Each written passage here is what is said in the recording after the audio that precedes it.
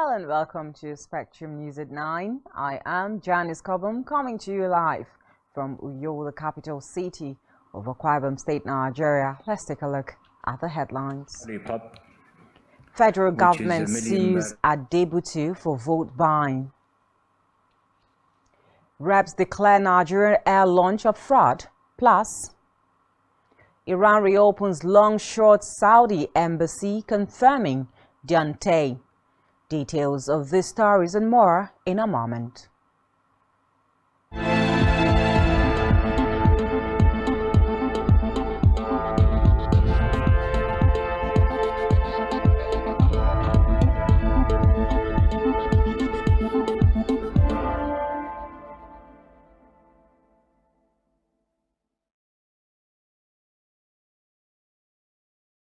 Many thanks for joining us on the news tonight. We'll begin with a report that the federal government, through the Attorney General of the Federation, has charged the candidate of the People's Democratic Party in the March 18 governorship election in Ogun State, Ladi Adebutu, with alleged vote buying, conspiracy, bribery, and money laundering. Also charged to court alongside Adebutu are Zenith Bank PLC and its managing director, Ebenezer Onyago. It could be recalled that in March, the Ogun State chairperson of the All Progressives Congress, Abdullahi Sanusi, petitioned the Inspector General of Police, Usman Baba, accusing Adebutu of distributing ATM cards preloaded with 10,000 naira to buy votes at the polling booth on election day. Now to Nigeria's President Bola Tinubu, who has restated that his administration will revive and restore public confidence in the health sector in Nigeria. The president made a commitment yesterday in his office during an audience with leaders of Joint Health Sector Union, an affiliate of the Nigerian Labour Congress. President Tinubu harped on the importance of the health sector and professionals in the sector as one of the commitments to humanity, promising to resolve all identified problems plaguing the system for optimum performance, while he urged the striking union to return to work. While expressing the readiness of the union to get its members back to work, acting chairman Dr. Obinna Ogbonna pleaded with the President Tinubu to pay attention to healthcare delivery system in Nigeria through adequate investment in healthcare infrastructure and better welfare for workers in the sector to stop brain drain. Meanwhile, a member of the Executive Council of the Union, Olumide Akintayo, who accompanied the acting chairman to the meeting, urged the federal government to always respond to labor issues and nip them in the bud before they become full-blown industrial crisis. In another development now, the Senate has approved President Bola Tinubu's request to appoint 20 special advisors. Tinubu's letter of request was read at plenary by Senate President Ahmed Lawan, while Senate Leader Ibrahim Gobi, APC Sokoto East, moved that the Senate considers the request for the approval of the appointments. The motion was seconded by the Senate Minority Leader, Senator Philip Aduda. The Senate, however, granted accelerated consideration of the request and promptly approved it. And moving now to the Green Chambers, where the House of Representatives has poked holes in the purported launch of Nigeria Air at the twilight of the administration of former President Muhammadu Buhari, declaring it a fraud. Chairman of the House Committee on Aviation, Nolim Naji, declared the launch of Nigeria Air a fraud after the major stakeholders in the deal between the federal government and Ethiopian Airlines denied knowledge of the launch. The Ministry of Aviation claimed Nigeria Air was only unveiled and not launched, which the committee dismissed as an attempt to divert the lawmakers' attention. According to reports, members of the committee were shocked when NAMA disclosed that the aircraft bearing Nigerian colors was on a chartered flight to Nigeria. Other stakeholders who confirmed the disclosure noted that a chartered flight could be painted in any color and with any inscription. Meanwhile, the House of Representatives Ad Hoc Committee on the Senate on the state of refineries, in the country, says after spending 11.34 trillion naira to rehabilitate the nation's refineries, it discovered duplication of projects and double payments. This is sequel to the report of the committee chaired by Ganiyu Johnson. The report was laid and considered by the House of Reps at the plenary in Abuja today. In its recommendation, the committee said, drawing from observations and findings, the committee established that the state of refineries in the country from 2010 to 2020 was comatose. The committee said the refineries were non-functional, unproductive and wasteful, adding that it could not ascertain the actual cost of rehabilitating the Nigerian refineries within the periods. The committee said that obvious omissions were noted in the submissions made by the NNPC, adding that there were seeming duplications of projects and possible double payments. In the meantime, the House of Representatives has warned the federal government against terminating a contract signed with a private firm, Iris Smart Technologies Limited, for the production of electronic passport booklets. According to the House, procuring the equipment capable of putting the latest security features in the Nigerian e-passport will cost the government about 22 billion naira. The legislative chambers also warned that the production of 10 million booklets by the firm would be stalled. These are parts of the recommendations contained in the report by the House Ad Hoc Committee to investigate the proposed domestication and processing of Nigerian international passports, which lawmakers considered and adopted at the plenary today. In the report, the committee noted that the Iris Smart Technologies Limited renewal agreement with the federal government, Ministry of Interior of April 2015, clearly stated in Article 4.0 that the duration of the contract shall be for the delivery of an additional 10 million passport booklets. And elsewhere now, ahead of the inauguration of the 10th National Assembly, slated for next Tuesday, June 13, the House of Representatives will hold a valedictory session on Wednesday, tomorrow. This was disclosed today in a statement by the Clerk of the House of Representatives, Yahaya Danzaria. According to reports, during the session, Speaker of the House, Femi Gbajabiamila, is expected to deliver his valedictory speech, while principal officers of the House will present goodwill messages. Recall that Gbajabiamila, who was elected for a 6th consecutive term in the February-March general elections, recently accepted an appointment from President Bola Tinubu as his Chief of Staff. Meanwhile, the inauguration of the 10th Assembly will also feature contributions and goodwill messages by members, former presiding officers of the House, and former clerks to the National Assembly. Also, during the session, members of the 9th House will be presented with their certificates of membership by the Speaker of the House. And still in the Green Chambers now, the House of Representatives has demanded an investigation into the killing of Kenneth Gyang to ensure justice is done with compensation for his family and proper medical care for the injured.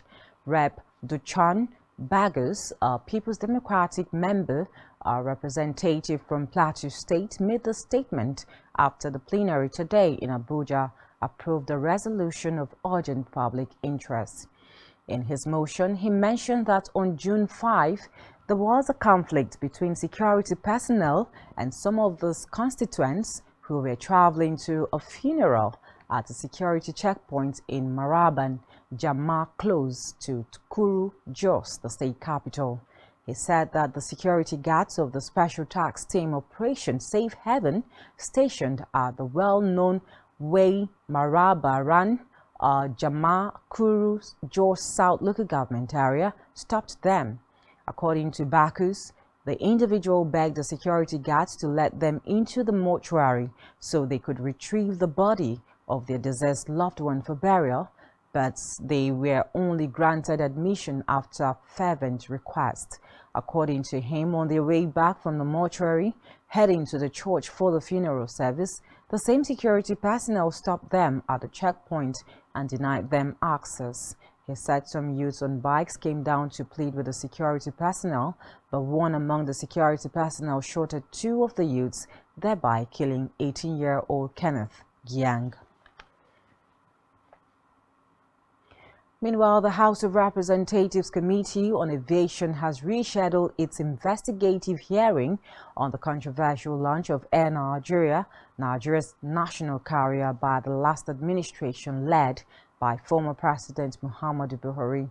The stakeholders invited by the committee includes the Ministry of Aviation, Ministry of Foreign Affairs, Ministry of Justice, Infrastructure Concession Regulatory Commission, Airline Operators of Nigeria, Ethiopian Airlines, as well as aviation fuel jet A1 suppliers. Recall that the committee had invited relevant stakeholders to the hearing earlier scheduled for Monday in Abuja.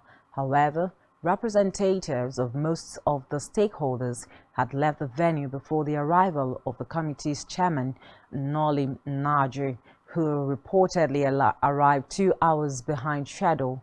Naji, after his arrival, asked that the hearing be postponed to 3 p.m. today. And moving now to the judiciary, where the Federal High Court sitting in Abuja was wielded the big stick against the legal practitioner Chuks Nwachukwu, who is ordered to pay a fine of 20 million naira for filing a frivolous suit to stop the inauguration of Bola Tinubu on May 29.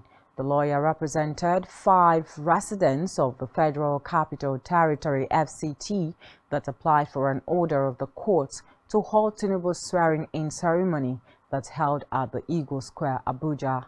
He had, among other things, asked the court to restrain the Chief Justice of Nigeria (CJN), Justice Olukayode Ariwola, or any other judicial officer from inaugurating Tinubu as president, pending the resolution of all the legal issues surrounding the presidential elections.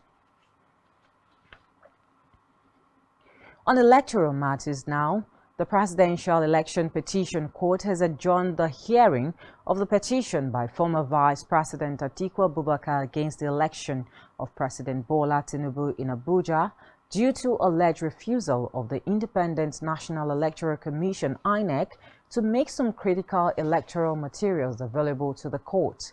The court shifted further hearing in the petition till June 7, pending the time the electoral body is expected to respond to the request of Atiku and the People's Democratic Party (PDP). A senior advocate of Nigeria's SAN, Eyitayo Jegede, who conducted proceedings for Atiku, had sought to tender forms EC8A from 10 out of 21 local government areas of Kogi State to establish the petition against Tinubu. Although the scheduled documents to the effect was filed along with the exhibits, the court, however, noted that tendering such sensitive exhibits at piecemeals would not be of any help, especially in the areas of marking and numbering them. Following no objections from counsel to the respondents, the lead counsel, Justice Haruna Samani, adjourned the matter till June 7. Meanwhile, the Labour Party LP and its presidential candidate Peter Obi have tendered more documents as evidence on the hearing of its petition to the Presidential Election Petition Court (PEPC). Patrick Ikweto, who conducted the proceedings for the petitioners, tendered Form EC8A from 8 states. The documents are certified true copies obtained from the Independent National Electoral Commission (INEC) for 13 local government areas of Ebonyi.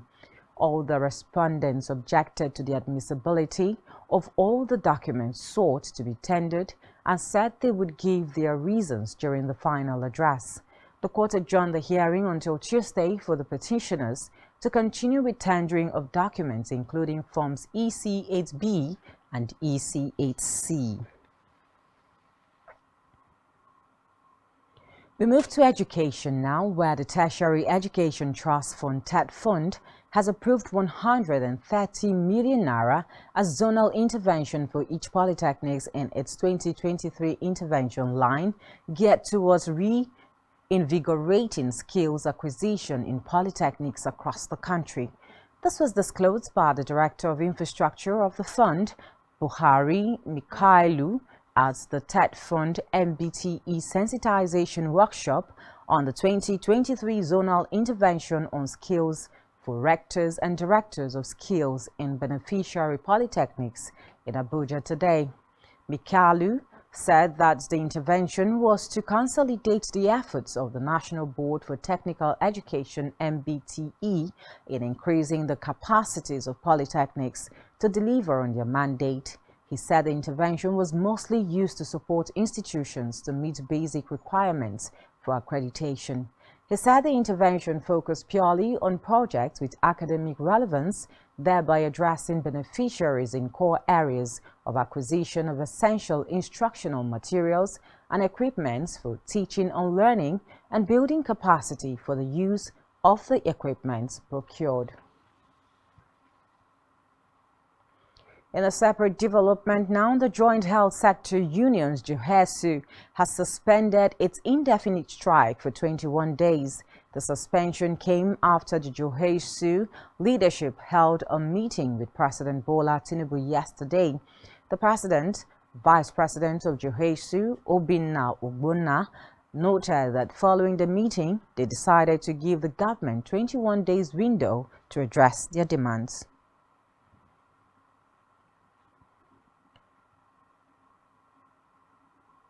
And still to come in the news, World Bank sees higher 2023 global growth. Do stay with us.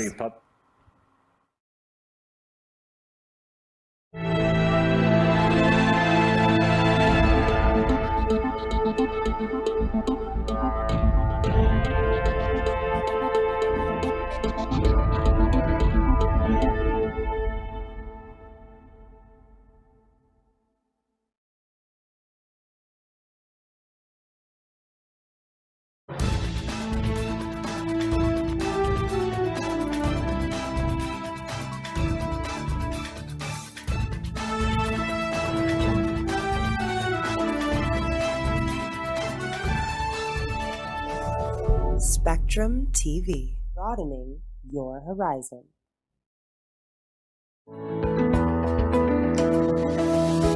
Business exists only to meet the needs of the people, but there's an extra advantage if your product and services are pitched on a platform that gives you the added advantage over your competitors. For your desired return on investment and so much more, advertise on Spectrum Television, on StarTimes DTH Channel 421 and on free-to-air with a frequency of 12733. Spectrum Television, broadening your horizon.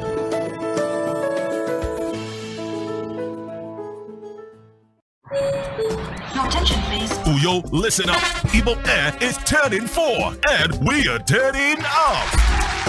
With a first of its kind drive-in cinema featuring our world record breaker Hilda Bassi live in Uyo, Nollywood stars Ime Bishop, Iniedo and Chidi Mogame. Also featuring Kenny Black, Dan Dizzy, Iqbaldo and lots more performances. Side attractions include stunts by bikers and BMW Club. There'll be light painting and graffiti wall. It's a cruise party. Date is Friday, 9th of June 2023. Venue is a car park Tropicana Entertainment Center, Uyo. Time, red carpet and main event 5 p.m. while the movie is 8 p.m. prompt. Proudly supported by Guinness, BMW, Jameson Irish Whiskey, Cold Stone, Tropicana Mall, Ibom Icon Hotel and Golf Resort, Domino's Pizza, DreamWorks Direct, Iwalewa Art Gallery, and many more. This event is strictly by invitation. Stay tuned to this platform and all Ibom Air's social media platforms for more information. Ibom Air, flying forward. This event is powered by Clola Media.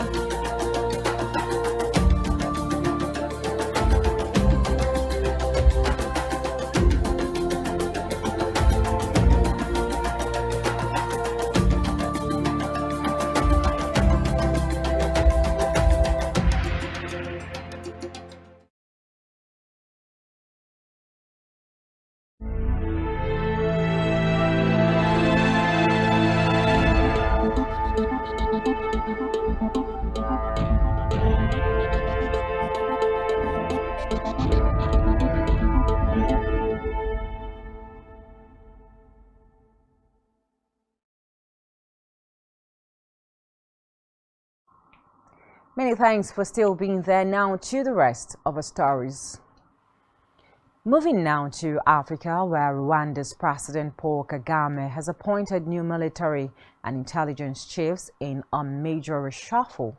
The president appointed Major General Juvenal Marizamunda as the new defense minister, replacing Major General Albert Morasira, who was in the post since 2018. A new army chief, Lieutenant General Mubarak Munganga, is taking over from Genjin Bosco Kazura, who ran the Rwandan Defense Force RDF since November 2019. A reshuffle in which a defense minister and army chief are fired at the same time is not common in Rwanda. No reason has been given for the reshuffle. In previous changes to the upper echelon of the military, Kagame would at times publicly hint at the reason. According to reports in the Monday night reshuffle, Kagame also appointed a new Army Chief of Staff, Land Forces, as well as Head of Military Intelligence. In another move, he changed the top commanders of Rwandan troops deployed in Mozambique to help fight militant Islamists. And still in Africa now, African leaders seeking to broker peace in the Ukraine war are set to launch their mission in mid-June. The South African President Cyril Ramaphosa, in a statement, confirmed the country's availability to travel to Ukraine and Russia in mid-June. The presidency said foreign ministers from the respective countries will finalize the elements of a roadmap to peace. Recall that South African President Cyril Ramaphosa last month said Russian President Vladimir Putin and Ukrainian President Volodymyr Zelensky had each agreed to receive a 6-member African peace team. Meanwhile, South African police have confirmed the death of one of the lead investigators into the daring prison escape of rapist and murderer Thabo Bester. Police said they were investigating the circumstances around the apparent death by suicide of 59-year-old Brigadier Jackson. He was found dead in his car on Monday. According to reports earlier in the day, he attended a court hearing where Bester's girlfriend, celebrity Dr. Nandifa Magundumana, lost her application to declare his arrest in Tanzania unlawful. News of Brigadier Nkulesi's death has sent shockwaves around South Africa. The police detective, with 31 years of service, has been described as a hardworking and loyal officer. Bester is known as the Facebook rapist for using social networking sites to lure his victims. He faked his death to break out of prison last year. He and his girlfriend, who is accused of helping him escape, were arrested in Tanzania in April and brought back to South Africa to face justice. In the meantime, police have fired tear gas to disperse Kenyan protesters demonstrating in the capital against some of the government's proposed measures to impose new or higher taxes on items including fuel. One of the key contested measures in the unpopular finance bill is a new 3% housing fund levy for all salaried workers and to increase value-added tax on fuel to 16%. The bill also calls for taxes on beauty products, cryptocurrencies, and earnings by social media influencers. They are among the measures that have been opposed by many Kenyans. The dozens of protesters had sought to gather at a park in the center of Nairobi before marching to Parliament to urge MPs to reject the tax proposals. Local media reported that some of the protesters were arrested. Meanwhile, legislators are set to debate the bill on Thursday amid warnings issued by President William Ruto and his deputy Rigathi Gachagua against those opposed to the proposal. And still in Africa, the president of Angola, João Lourenço, has welcomed the Portuguese president Antonio Costa to its capital, Luanda. According to the Angolan president, the collaboration will not just aid exchange information, but also an alignment of both countries' anti-corruption strategy. The Portuguese Prime Minister also announced a significant increase in the credit line granted to Angola. Reports say ministers from both countries signed a total of 13 agreements ranging from financial to legal, and the cooperation program will last until 2027. And elsewhere now, the right hand of the Democratic Republic of Congo's main opposition leader, Moise Katumbi, has been accused by the army of colluding with a rebel group to plan a coup.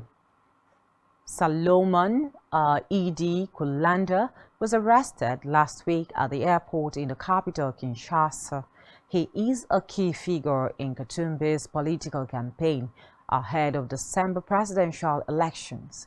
His arrest has been described by the opposition as politically motivated, but Colonel Kangoli Ngoli of the military intelligence said that Kulanda had been regularly taken to M23 rebels officers and Rwanda's officer. The authorities in Kinshasa accused the Rwandan army of fighting alongside the M23, an allegation Rwanda has consistently denied. Meanwhile, M23 spokesman Marge Willie Ngoma denied the rebel group was working with Kulanda to stage a coup, adding that leaders in Kinshasa can accuse anything about anyone they want to neutralize. Meanwhile, Tanzania's Justice Minister has defended the government over accusations of forcefully relocating the Maasai people from the ancestral land near the Serengeti National Park.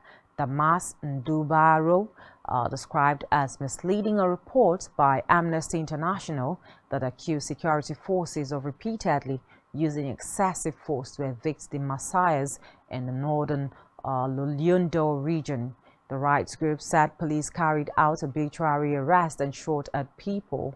The minister newsman that government had only sought to demarcate a 4,000 square kilometer area that was a game control area established by the German colonial government. He said local people had invaded the area after independence in 1961 to an extent that it could no longer be used for conservative, and that the government had donated about 2/3 of the lands to the communities there.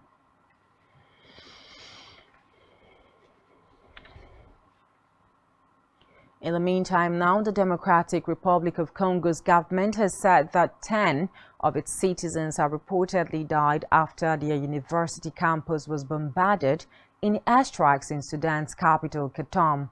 The Foreign Affairs Minister, Christophe Lutundula, in a statement said there were indications that the airstrikes were carried out by the regular army on an area occupied by civilian and unarmed populations. The minister noted that it was waiting for the Sudanese authorities to shed more light on the incident, adding that it had called for a humanitarian corridor to enable it to evacuate its wounded citizens and others still stranded in Khartoum.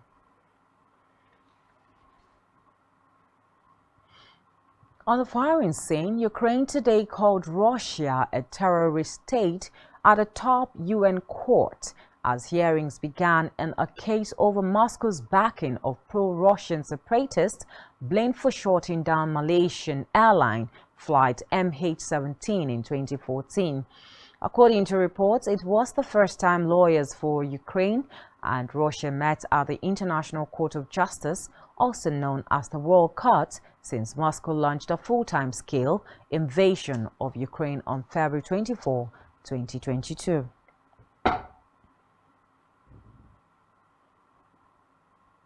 And still on the foreign scene, Ukraine's military has accused Russia of blowing up a dam in Russian-controlled area of southern Ukraine, unleashing a flood of water.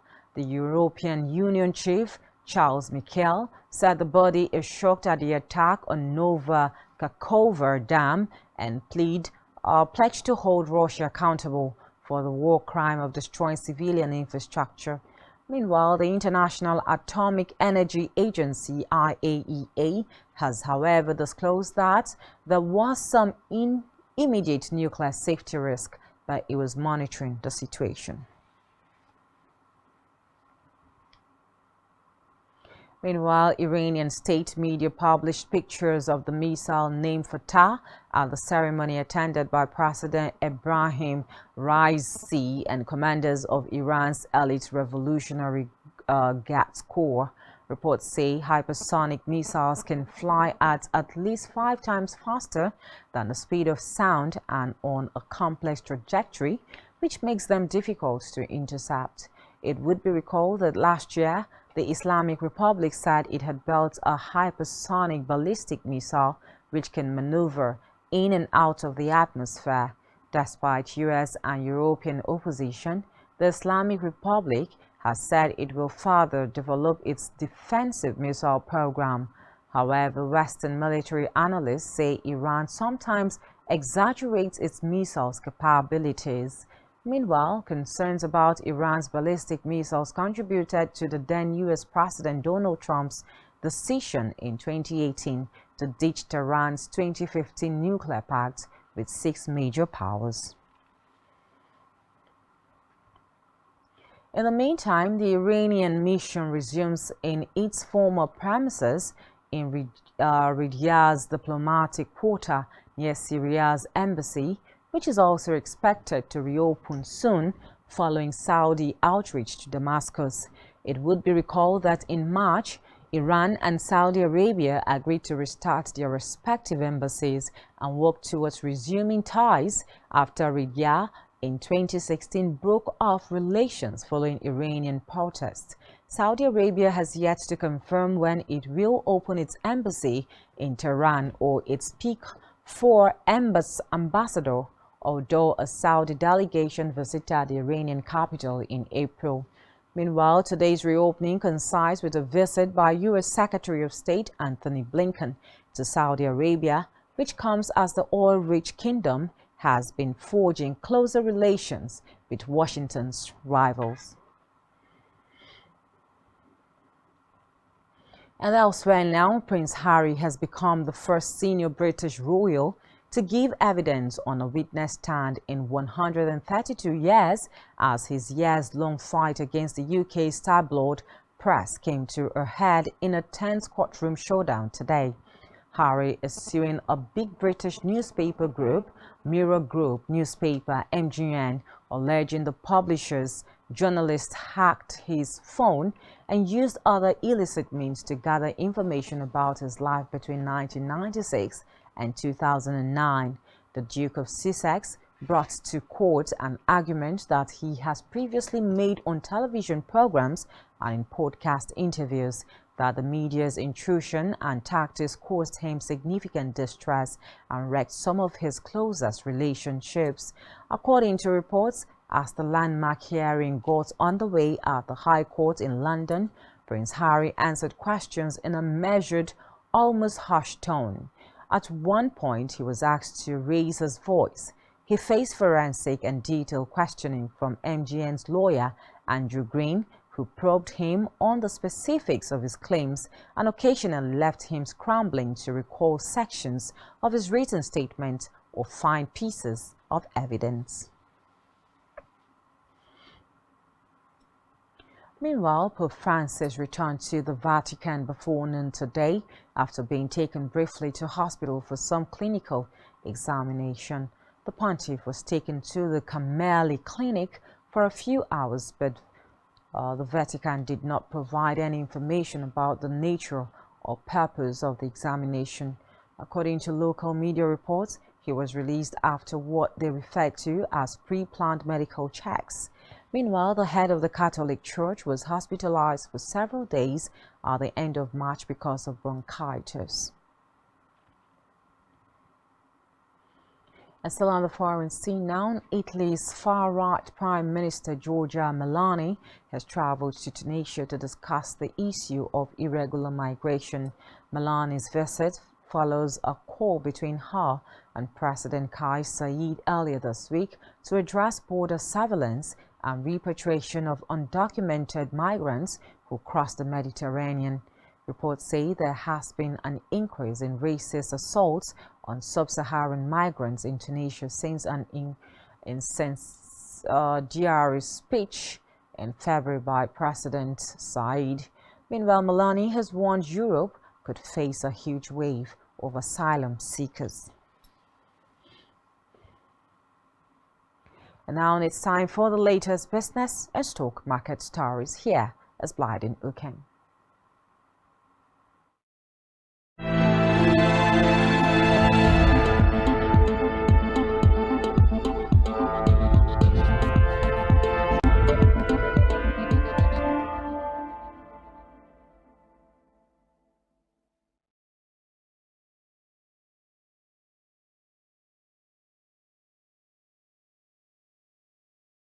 Thank you, Janice Cobhams. Good evening. It is another business day and my name is Blyden Ukem. In the news, the world economy is expected to grow by 2.1% in 2023, up from a 1.7% expansion projected in January due to greater than expected resilience in major economies, according to the World Bank. The World Bank stated that the US GDP is seen rising by 1.1% this year, against 0.5% in January, and the Eurozone should advance by 0.4% against a flat outlook. Also, China will probably grow by 5.6%, up from the 4.3% forecast in January. Looking ahead, the bank cut its 2024 global growth forecast to 2.4% from 2.7%, citing the continuing effect of tighter monetary policy.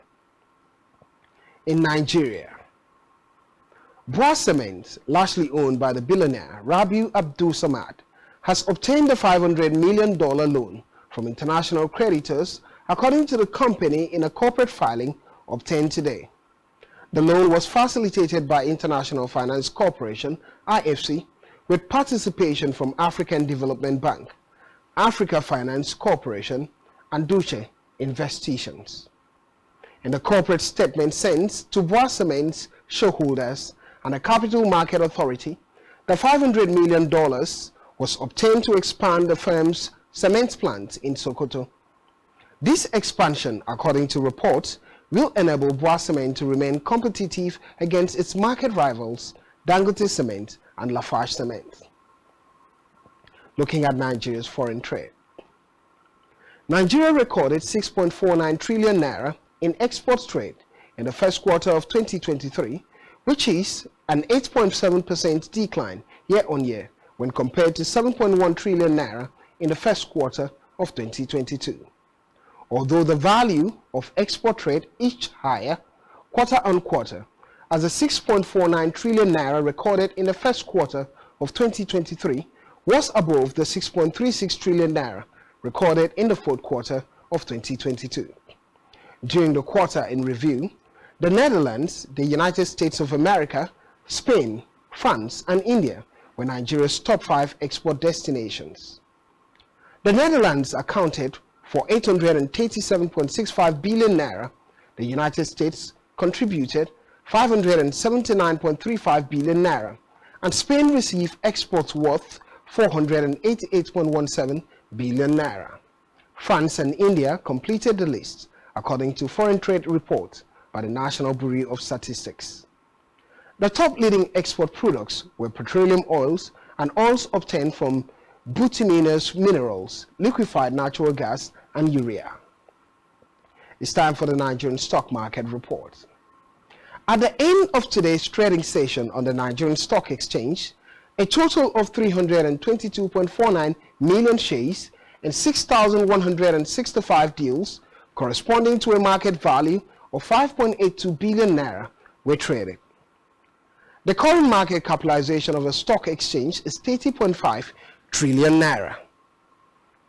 The all-share index climbed 232.14 basis points to close at 56,038.85 basis points. E-Transact International led the gainers with 10% share price appreciation, closing at 4 naira 40 kobo per share. On the losing side, John Holt's came out last with an end-of-day price appreciation of 9.88% at 1 naira 55 kobo per share. United Bank for Africa recorded a highest volume of 47.1 million traded shares. This is all on business news, and back to Janice Cobhams for the rest of the news. Thank you very much, Blyden Ukem, for that report there on business. And still to come in the news. MBBF insists on best players for women's Afrobasket.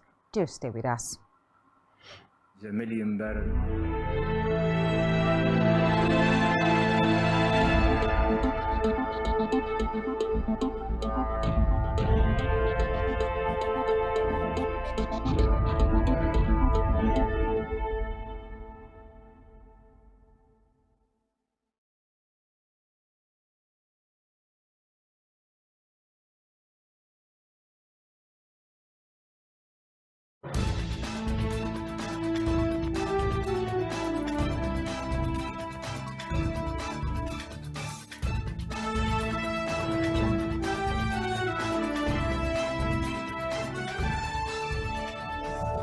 Spectrum TV, broadening your horizon.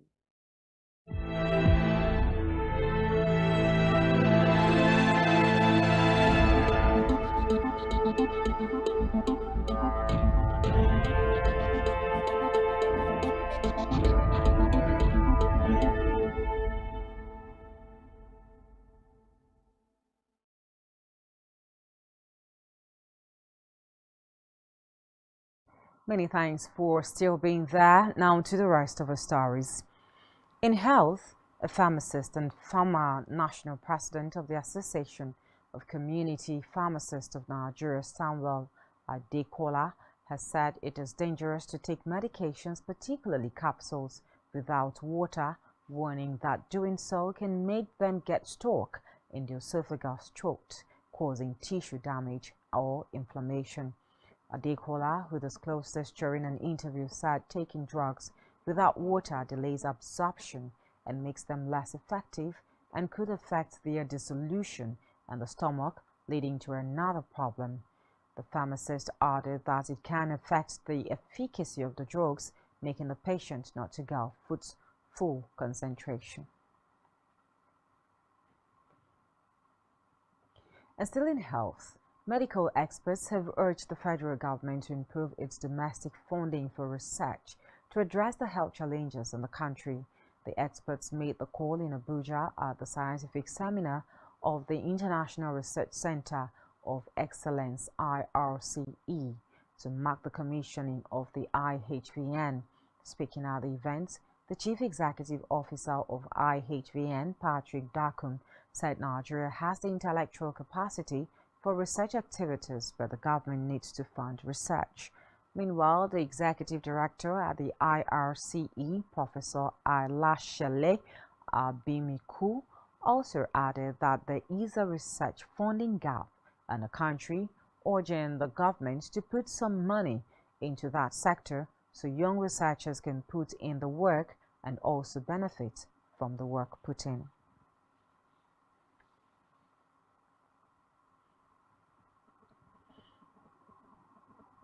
It's now over to Isaac for trending sports stories. Do stay with us.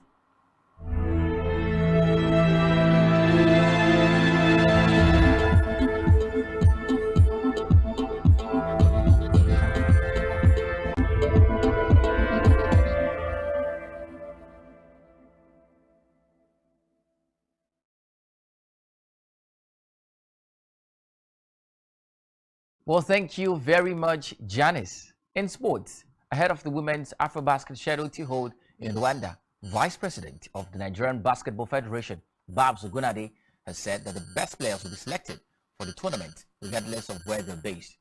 The 26th edition of the 12-nation competition takes place at the BK Arena, Kigali, Rwanda, from July 28 to August 6. Nigeria's women's basketball team, the D Tigers, will hope to defend the title they won 2 years ago in Cameroon, courtesy of a 70-59 victory against Mali in Yaoundé. Nigeria, who was second to win the championship for the fourth consecutive time, has automatically qualified as defending champions. The biennial Women's AfroBasket will serve as qualifiers for the FIBA Women's World Cup African qualifiers and the pre-Olympic Olympic qualifiers. The last 3 editions of the tournament were held in Cameroon 2021, Senegal 2019, and Mali 2017, and it's the first time the East African country will be hosting the Women's AfroBasket. Teams qualified for the event so far include reigning champions Nigeria, host Rwanda, Mali, Cameroon, Senegal, Mozambique, DR Congo, and Egypt. Well, in tennis, Ukraine's Elena Svitolina's dream run at the French Open ended as Belarusian second seed Arina Sabalenka kept focus to reach the semi-finals. Svitolina, playing in her first Grand Slam since giving birth in October, lost 6-4, 6-4 on the Paris clay. There was a tense atmosphere between two women whose nations are on the opposing sides of Russia's war in Ukraine. Sabalenka underlined why she is one of the favorites for the title and will play Karolina Muchova in the last 4. The unseeded Czech reached her first French Open semi-final with a straight-set victory over Anastasia Pavlyuchenkova. Muchova won 7-5, 6-2 to book only her second Grand Slam last 4 appearance. Well, in basketball, Adrian Griffin is getting his first head coaching job at the same place where he started out as an assistant. The Milwaukee Bucks officially announced today they've hired Griffin to replace Mike Budenholzer, who was fired last month after a first-round playoff loss to the Miami Heat. Reports surfaced on April 29 that the Bucks were finalizing an agreement to make Griffin their next coach. An introductory news conference is scheduled to hold later tomorrow morning. Griffin has spent the last 5 seasons as a Toronto Raptors assistant on a staff headed by Nick Nurse, who was fired after the season and has since been hired as the Philadelphia 76ers head coach. Griffin's coaching career began during a stint as a Bucks assistant on Scottie Skill's staff from 2008 to 2010. The 48-year-old Griffin began his first Milwaukee coaching stint after ending a 9-year NBA playing career that included stops with the Boston Celtics, the Dallas Mavericks, Houston Rockets, Chicago Bulls, and the Seattle Supersonics. He was also assistant with the Chicago Bulls in 2010 to 2015, Orlando Magic 2015 to 2016, and Oklahoma City Thunder 2016 to 2018 before joining Toronto staff. In football, Tottenham Hotspur have appointed Ange Postecoglou as a new manager on a 4-year contract. The 57-year-old leaves Celtic after winning successive Scottish Premier League titles in his 2 seasons in charge. He's Tottenham's 4th permanent manager since Mauricio Pochettino led them to the Champions League final in 2018-2019 season, following Jose Mourinho, Nuno Espirito Santo, and Antonio Conte. Spurs have been searching for a new manager since Conte's departure in March, with Christian Stellini and then Ryan Mason taking charge on an interim basis. Postecoglou, the first Australian manager to manage the Premier League, arrives at Tottenham after winning a domestic treble in Scotland, where he has claimed 5 of the 6 trophies available to Celtics during his 2 campaigns with the club. He's one of the only 5 managers alongside Jock Stein, Martin O'Neill, Brendan Rodgers, and Neil Lennon to secure domestic clean sweeps in Celtics. That's it on sports. My name is Isaac. Well, back to you, Janice. Thank you so much, Isaac, for that update there on sports. We move now to the entertainment scene, where Nigerian singer Naira Marley has unveiled a new artist to his Malian record imprint named Vusik. Reports say the signee would be joining Naira Marley and street pop sensations in Oliski on the Marilyn record book, as the label would be hoping to replicate with him the success of its other acts.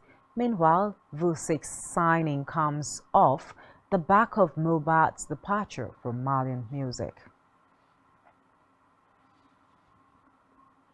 And still on entertainment news, Marvin Records performing act Ira Stars has teased a new single during an Instagram live session.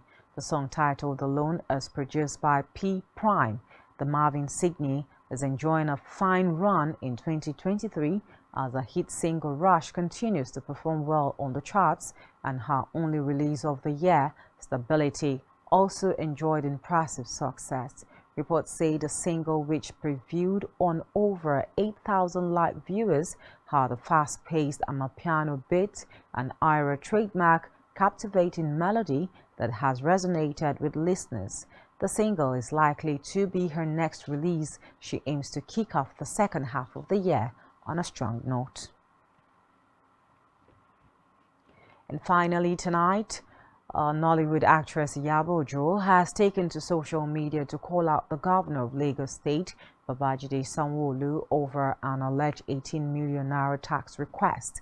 In an Instagram post, she shared documents of a personal income tax letter and expressed her frustration with the exorbitant amount demanded by the government. In her post, the actress voiced her concerns directly to Governor Sanwo-Olu and the Lagos State government, demanding an explanation for the hefty tax bill. She questioned the basis for such high personal income taxes and criticized the lack of transparency in the calculation process. The actress referred to previous encounter where she compiled with the government's request to explain her earnings and declare her income, but received no response.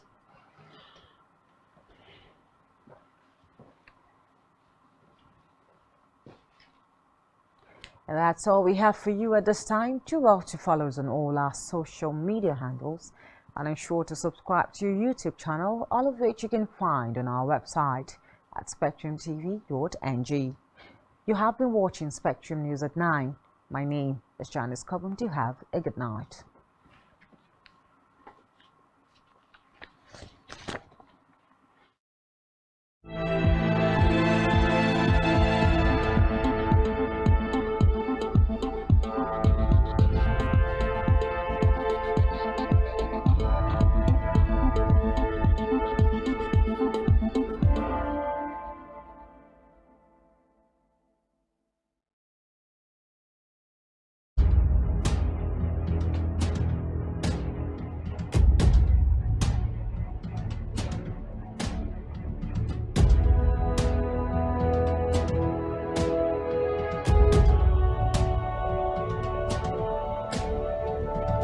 Spectrum TV, broadening your horizon.